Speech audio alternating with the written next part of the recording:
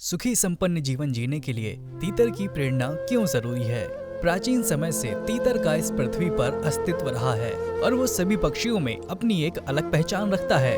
वैसे तीतर की कई कहानियां भी प्रचलित हैं जो सुखी जीवन जीने के लिए जरूरी बताई जाती हैं। आइए आज एक ऐसी ही कहानी सुनते हैं और अपने जीवन को संकट मुक्त बनाने की कोशिश करते हैं। दोस्तों, स्वागत है आपका माइथोलॉजी टेल्स में। और आज की कहानी आपके सुखी जीवन के लिए। एक बार एक जंगल में एक तीतर रहता था। उसके साथ उसकी पत्नी और 2 बच्चे भी रहते थे। तीतर की पत्नी बड़ी भोली भाली और छल कपट से कोसों दूर थी, लेकिन उसके पेट में कोई बात नहीं पचती थी और वो जो बात सुनती वो पूरे गांव में हल्ला मचाकर बता देती थी।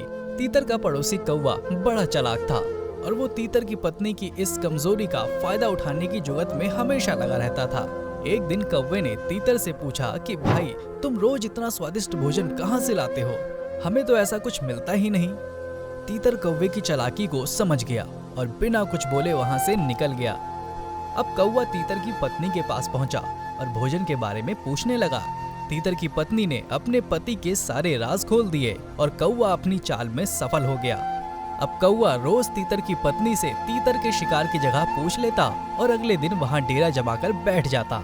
फिर तीतर को निराश होकर दूसरी जगह की तलाश में जाना पड़ता।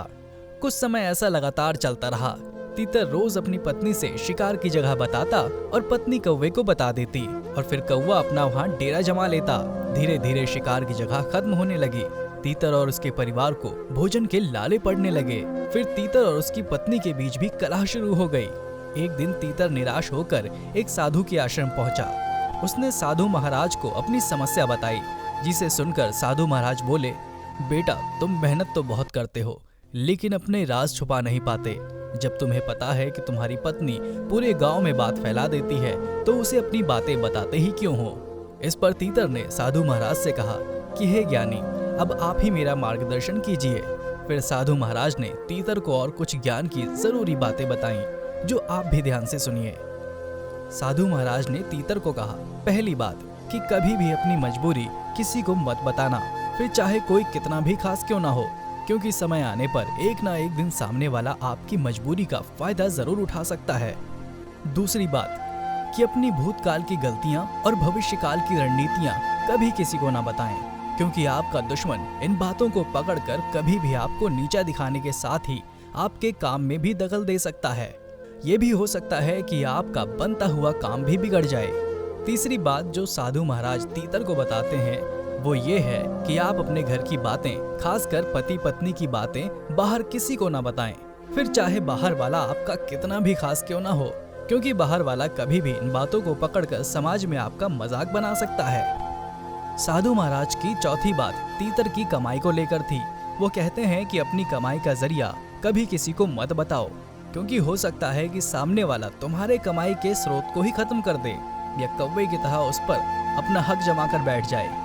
इसके अलावा पांचवी बात साधु महाराज तीतर को बताते हैं कि अपनी कमजोरी और ताकत कभी भी किसी को नहीं बतानी चाहिए, क्योंकि आपकी कमजोरी जानकर कोई भी इसका फायदा उठा सकता है, तो वहीं आपकी ताकत का भी सामने वाला तोड़ निकाल कर आपको तोड़ सकता है। छठी बात साधु महाराज तीतर को कहते हैं कि वो अपने मित्र और शत्रु के बारे में कभी किसी को बताए नहीं, क्योंकि हो सकता है कि भविष्य में शत्रु आपके मित्र को भी अपने साथ मिला ले या फिर आपका कोई नया शत्रु आपके पुराने शत्रु से हाथ मिलाकर आपके लिए और अधिक खतरा बन जाए।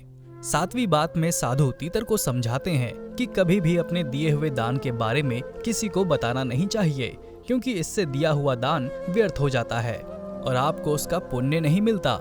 इसलिए कभी भी बड़ाई या तारीफ के लिए दिए हुए दान का खुलासा ना करें। साधु महाराज की सारी बातें तीतर बड़े ध्यान से सुनता है और घर जाकर उस पर अमल करना शुरू कर देता है और धीरे धीरे तीतर के घर में खुशियां दोबारा लौटने लगती हैं और वो पहले की तरह सुख शांति से अपने परिवार के साथ रहने भी लगता है। तो दोस्तों, कैसी लगी हमारी ये आज की कहानी? अगर आपको ये वीडियो पसंद आई है तो इसे ज्यादा से ज्यादा लोगों तक शेयर करें, लाइक करें, और अगर आपने अभी तक हमारे चैनल को सब्सक्राइब नहीं किया है तो माइथोलॉजी टेल्स को जरूर सब्सक्राइब कर लें। मिलते हैं अगले वीडियो में जल्द ही।